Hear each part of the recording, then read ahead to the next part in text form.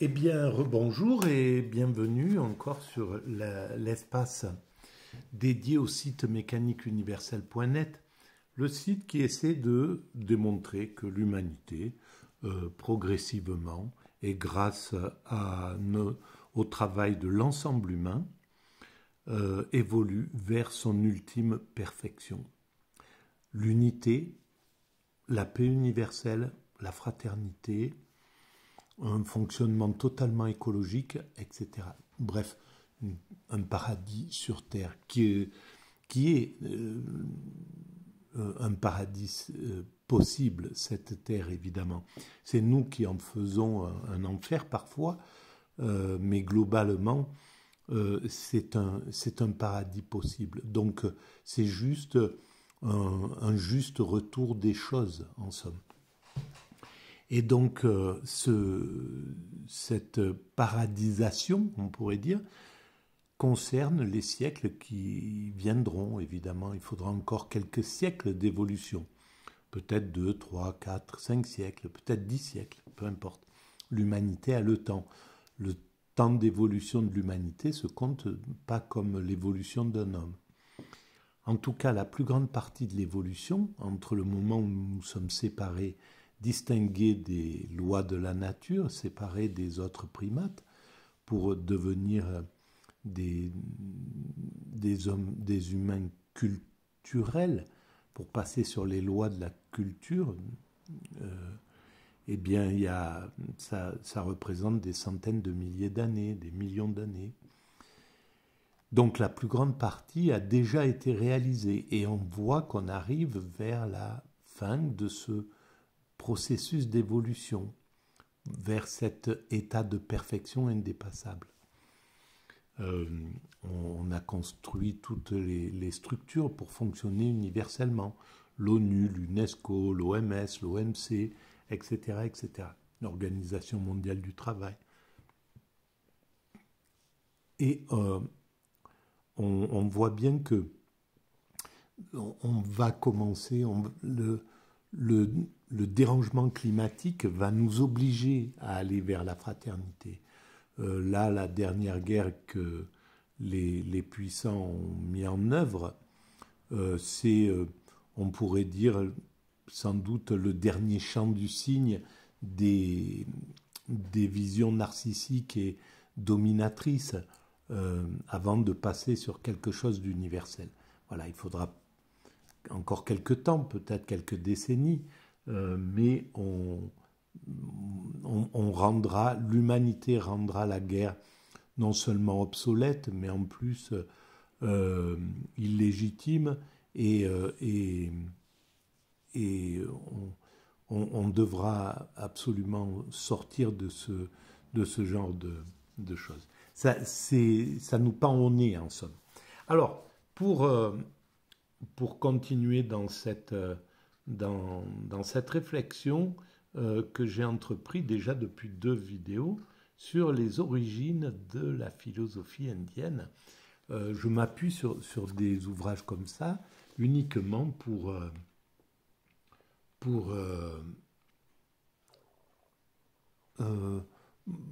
dans le but de faire progresser la théorie que je défends.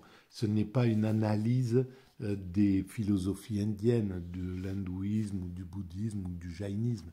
C'est plutôt un alibi, une lecture alibi pour pouvoir démontrer ma théorie. Alors, je reprends la lecture. Donc, on parlait du jaïnisme, hein, on en était au jaïnisme.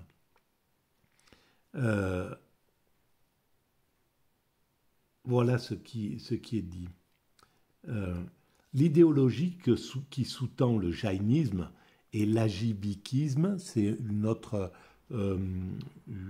secte, on pourrait dire, de l'hindouisme, ainsi que d'autres mouvements ascétiques dont nous ignorons les noms, se manifeste également dans certains concepts d'un intérêt majeur pour le développement de la philosophie. Pour certains, la conviction que tous nos actes portent à conséquence dans une vie future est inséparable de l'idée que le noyau de notre être, notre soi intime, n'est pas ce qui agit. Alors ça, voilà, je vais aller jusqu'au bout de cette phrase. Le corps et l'esprit agissant ne sont pas notre vrai soi, qui, de par sa nature, n'agit jamais. Notre ignorance de ce vrai soi est ici tenue pour responsable du cycle des renaissances que meut la rétribution karmique. Bon, bref. Alors, l'idée que le noyau de notre être, notre soi, n'est pas ce qui agit.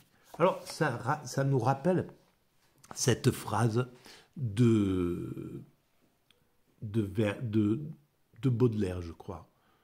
Moi est un autre. En somme, et quand on a fait l'expérience extatique, comme ça a été mon cas, de façon accidentelle, on comprend ce que veut dire le jaïnisme, qui est une philosophie incroyable, et je vous conseille d'aller voir un peu sur Wikipédia ce qui est dit sur les ascètes, sur l'ascétisme du jaïnisme, c'est quelque chose d'incroyable. Bref. Et donc, ce moi, en somme, il y a le moi, le vrai soi, en somme, ce dont il parle, qui n'agit jamais, qui est là, qui est posé, c'est notre fibre intime, c'est notre essence, en somme. Et par-dessus vient le moi lié à l'ego, en somme.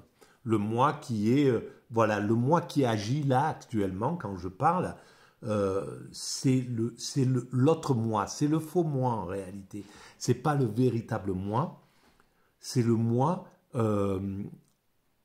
illusoire. Et c'est le moi qui est très important, parce que c'est grâce à ce moi superficiel, on pourrait dire, que je crée, que je fais ces vidéos, que d'autres construisent des maisons, que d'autres cherchent à découvrir d'où nous venons, que d'autres entretiennent les rues de nos maisons, etc., cultivent des fruits et des légumes pour l'ensemble de la planète. Enfin bref, qu'il y a cette agitation et qu'il y a cette vie, cette activité. Et cette activité créatrice, elle est faite par ce moi superficiel, ce moi plus, en somme. Et à partir de l'énergie, à partir de la puissance, à partir du moi, du véritable moi, qui est le moi divin, qui est le moi qui est en lien direct avec le principe créateur, avec le divin. Et quand on a fait l'expérience de l'extase, on sait qu'en extase, c'est ce moi qui nous guide.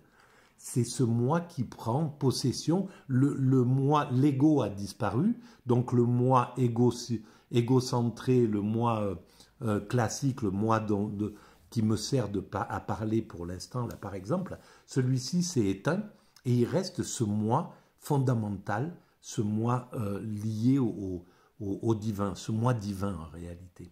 Et là, dans ce moi-là, c'est le moi de la contemplation. C'est le soi, le moi, je ne sais pas comment on peut l'appeler. Je pense que la psychanalyse a des termes exprès pour ça, mais voilà, vous comprenez ce que je veux dire. Ce moi, donc divin, il est dans l'état d'extase, dans l'état de nirvana, dans l'état de béatitude, dans l'état d'éveil, dans l'état de samadhi, dans l'état, peu importe comment on appelle ces expériences que toutes les religions ont fait, que toutes les religions ont des adeptes qui ont des chercheurs d'extase, en somme, des grands spirituels qui ont essayé qui ont atteint cet état d'extase et qui nous en ont rendu compte, comme on le retrouve dans le soufisme, les sages soufis qui ont écrit des livres pour nous raconter leur expérience de fusion avec le divin. Je vous renvoie à la lecture de ces livres. Il y a un livre qui est extraordinaire, c'est l'anthologie du soufisme par Eva de Vitré-Meyerovitch. Je le mettrai en lien. De toute manière, j'ai fait beaucoup de vidéos à partir de cet ouvrage-là. Vous les retrouverez sur le site. Et donc ce moi, quand on est dans l'état d'extase, c'est un moi contemplatif, un moi qui n'agit plus, qui n'est plus dans l'action constructrice. Il agit, il me permettait de vivre, ça a duré une semaine cet état d'extase. Il gérait mon quotidien, me coucher à telle heure, me lever à telle heure, manger, boire, donc dormir, me promener, marcher, être dans une vie un petit peu ordinaire, quoi. Les étapes essentielles de la vie qui nous servent à vivre, manger, boire, dormir, étaient entièrement pris en charge par ce moi fondamental, sans que j'ai besoin d'y réfléchir. J'avais pas à me préoccuper de me dire il faut que je mange à telle heure, il faut que je me couche à telle heure ou quoi que ce soit. J'avais une vie qui était comme dans une sorte de logique. Je m'endormais quand il fallait s'endormir, etc., etc. Mais je pense qu'à ce niveau-là, on retrouve très certainement les autres mammifères supérieurs, les baleines ou les gorilles. Ils n'ont pas besoin de se dire tiens, ce soir à 8h30 je dois aller me coucher. Ils n'anticipent pas tout ça. Il y a un moment où ils se couchent, ils s'endorment, c'est le moment où ça doit se faire. Il y a un moment où ils se réveillent, il y a un moment où voilà, ils sont gérés par ce genre de choses. La seule chose, c'est est-ce qu'ils sont en extase? Pour les baleines, c'est vraisemblable. Mais je l'écris sur la mécanique universelle. Sur mon site, il y a un chapitre qui traite des baleines. Vous tapez baleine dans l'endroit où on peut chercher, dans le truc de recherche, et vous tomberez. J'essaie de démontrer que les baleines ont atteint cet état d'extase. Peut-être que les grands singes aussi, c'est possible. Et cet état d'extase, en fait, on ne le sait pas. Mais ce qui empêcherait d'être en parfait état d'extase nos cousins singes, les chimpanzés, etc., c'est qu'ils sont soumis à leurs pulsions. Quand il n'y a plus d'ego, les pulsions disparaissent. L'agressivité, le désir de copuler, le désir de dominer, le désir de la prédation, tout ça, c'est des agissements que les chimpanzés, par exemple, vivent dans leur quotidien. Dans une troupe de chimpanzés, il y a de nombreuses agressions dans une même journée. C'est fréquent. Ils partent en guerre contre les autres clans aussi, etc., etc. Donc, ils ne sont pas en paix, ils ne sont pas paisibles, comme nous atteindrons cet état de paix quand nous aurons atteint la perfection. Nous serons dans l'état d'immédiat, de présence immédiate, de contemplation absolue, et donc de fin du travail, comme nos cousins singes, en ayant écarté ce qui empêche nos cousins singes de vivre, d'expérimenter l'extase spirituelle. Voilà comment je considère la chose. Alors, notre ignorance de ce vrai soi, donc ce soi profond, est ici tenue pour responsable du cycle des renaissances que meut la rétribution karmique. On comprend bien dès lors que la connaissance de ce soi constituera une étape nécessaire, suffisante selon certains, pour se libérer de la rétribution karmique. C'est la quête de cette partie de l'hindouisme qu'est le jaïnisme ou l'adjivikisme ou peut-être même le bouddhisme à un certain degré.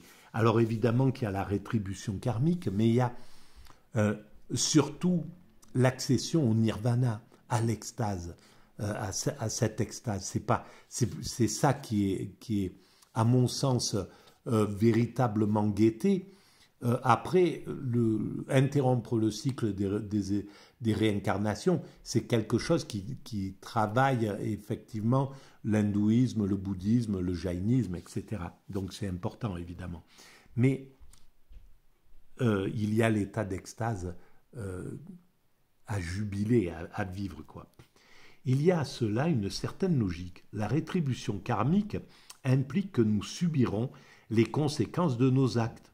Or, découvrir que le soi, c'est-à-dire ce que l'on est vraiment, mais ce soi qui ne bouge pas, hein, qui n'agit plus, qui ne construit plus rien, qui est juste en contemplation, on parle de celui-là, n'agit pas et n'a jamais agi, révèle que nous ne pouvons pas subir les conséquences des actes consentis puisque nous n'avons jamais agi. Si on atteint ce soi absolu, ce soi contemplatif, ce soi extatique, eh bien, on arrête, on interrompt le cycle des réincarnations karmiques et donc des souffrances probables, etc. Voilà.